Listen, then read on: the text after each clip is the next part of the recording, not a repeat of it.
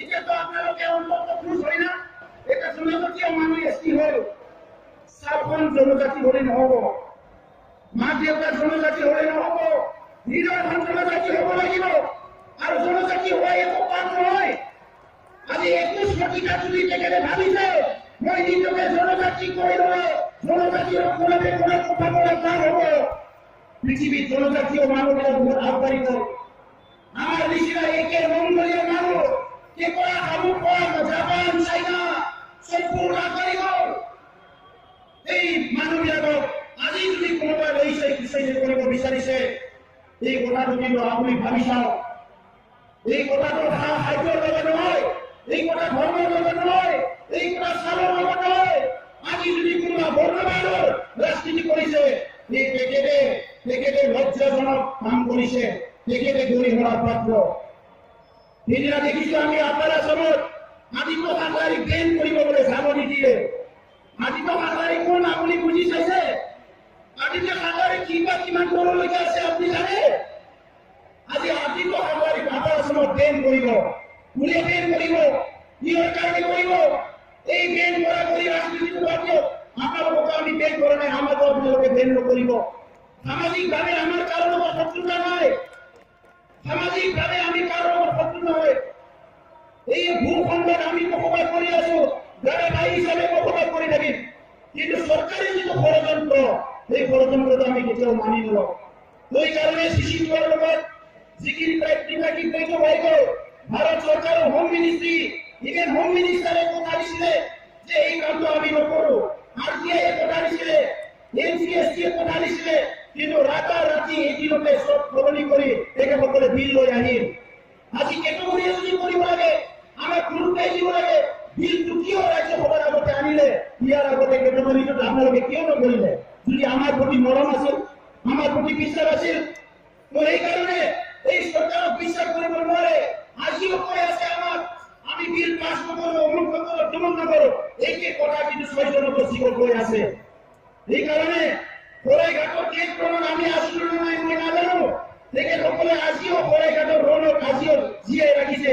কিন্তু জনজাতীয়সকলৰ জীয়াই ৰখাৰ যিটো এই যে সোণাপুৰৰ কেক ৰোড, এই ৰোডটো কিন্তু মনত ৰাখিব লাগিব। এই সোণাপুৰৰ কেক ৰোড, এই সোণাপুৰৰ কেক ৰোডটো মনত ৰাখিব লাগিব।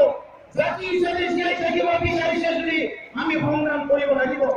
আজি আমাৰ মাজত বিষ্ণু ৰাভা নাই, আমাৰ মাজত ভীমৰ দেৱী নাই, আমাৰ মাজত আজি ৰূপাত্ম নাই, আমাৰ মাজত আজি চেমচন কেৰণ নাই। কিন্তু আমি বৰ্তমানে জীয়াই থকা এই তেখেতসকলৰ তেজ যিসকলে আজি ৰাখিছে, সেইসকলে কিন্তু যুঁজিব লাগিব। সেইকাৰণে ৰাইজ মই বেছি ক'ব বিচৰা নাই। আমাৰ সাহিত্যসভাৰ নেতৃবৃন্দ আছে, সংগ্ৰামী নেতৃবৃন্দ আছে, সকলো ইয়াক মানে বক্তব্য ৰাখিব। আমি চিচিটোৰ হৈ মই এইটোকে ক'ব বিচাৰিছো যে আমি অতি শীঘ্ৰে চিচিটোৰ আৰু ইমাৰ্জেঞ্চি এটা মিটিং কল কৰিম। আমি ছাত্ৰ সংগঠনৰে মিলি, আমাৰ ব্ৰেইন অৰ্গেনাইজেশ্যন সাহিত্য সভাৰ লগত মিলি কথা পাতি আমাৰ সংগ্ৰাম আমি কণ্টিনিউ কৰিব লাগিব। আমাৰ হাতত বিকল্প নাই। সেইকাৰণে প্ৰথম অস্ত্ৰ সংগ্ৰাম আন্দোলন। আজি কেৱল তেখেতসকলে আন্দোলন কৰিছে, কেৱল আমাৰ ভোট আছে, AGP আছে, কংগ্ৰেছ আছে, ভোট আছে। আপোনালোকে টিভি চাইছে পেপাৰত? আজি ইয়াত কেইটা চেনেল আহিছে, কেইটা চেনেল, দুটা বা তিনিটা, এটা দুটা চেনেল আহিছে। বহুত নিউজ পেপাৰত কালি এইখিনি মানুহ যে ভোট হৈছে, ইয়াত নিউজ নহব। এতিয়া চবে মানে মাথা ঘুমাই লৈছে যে জনজাতি কৰক, অসম বচাও, জনজাতি কৰক, অসম বচাও। আপোনালোকে নিজে সংগ্ৰাম কৰিব নোৱাৰি বেলেগৰ কাণ্ডত এই সংগ্ৰামটো জাপি দিবলৈ চেষ্টা নকৰিব। আমি নিষ্ঠাৰে, সততাৰে, আত্মাৰে আপোনালোকৰ এই যে সংগ্ৰাম, আমাৰ সংগ্ৰাম চিটিজেনশ্বিপ এমেণ্ডমেণ্ট বিলত আমি সদৌ অসম ছাত্ৰ সন্থাৰ নেতৃত্বত যোগদান কৰি আহিছো। আজিও কৰিছো, আগতো কৰিছো, কোনো স্বাৰ্থলৈ কৰা নাই। কিন্তু আমি জনজাতি অকল লাগিব আমাৰ কথা কিন্তু কোনো ৰাজনীতি দলে কৰা নাই, কোনো নেতাই কৰা নাই। এই কথাবিলাক কিন্তু মনত ৰাখিব ৰাইজ, এই কথা কিন্তু মনত ৰাখিব আৰু এই ভোটটো নাই নকৰিব। আজি বিজেপিয়ে বিলটো আনিছে, কংগ্ৰেছে কি মনে আছে, কোনো কথা কোৱা নাই। যিমান দল সংগঠন আছে, কোনো আমাৰ ক্ষেত্ৰত কোনো জনজাতি সকলৰ ক্ষেত্ৰত এই কথা কিন্তু মনত ৰাখিব।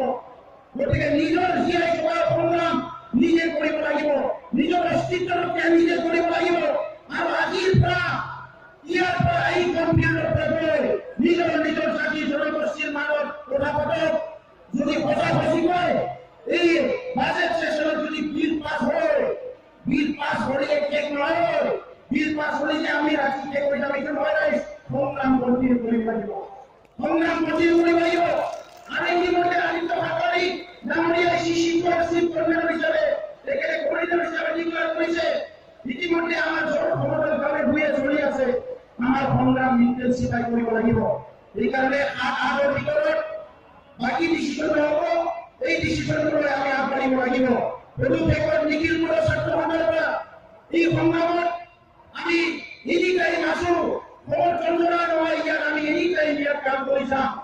নিখিল বড়ো ছাত্ৰ সন্থাই পৃথক ৰাজ্যৰ কাৰণে আন্দোলন কৰি আছো, আৰু এই কাৰণে আন্দোলন কৰিব লগা হৈছে। এই অসমৰ ভূখণ্ডত আমাক মৰম কৰা, আমাক বিশ্বাস কৰা, আমি জীয়াই থকা বিচৰা উচ্চ জাতিবিলাক বহুত কম আছে, যিসকলে ৰাজনৈতিক বাক জড়িত চলায়। সেইকাৰণে আমি নিজৰ কাৰণে নিজে সংগ্ৰাম কৰি আনিছো। কিন্তু নিজৰ সংগ্ৰাম কৰিলেও আমাৰ জনজাতি ভাই ককাই বিলাক আমি কোনোদিন পাহৰি যোৱা নাই আৰু নাযাওঁ। সদায় মাত মাতি যাম। বহুত সময়ত কোনোবা জনগোষ্ঠী আমাৰ লগত থিয় হ'ব নোৱাৰে, কিন্তু আমি কোনো চিন্তা কৰা নাই বা দিয়া কৰা নাই। কিন্তু অসমত 1 নম্বৰ জনজাতি হিচাপে জীয়াই থাকিব লাগিব। 2 নম্বৰ নিজৰ জাতি জনগোষ্ঠীৰ অস্তিত্ব সংস্কৃতি ভাষা লৈ পেলাই আমি জীয়াই থাকিব লাগিব। নহলে আমি বিলীন হৈ যাম, আমি নিক্ষেপ হৈ যাম। আৰু ইয়াৰ কাৰণে কিন্তু দায়ী বৰ্তমান প্ৰজন্মৰে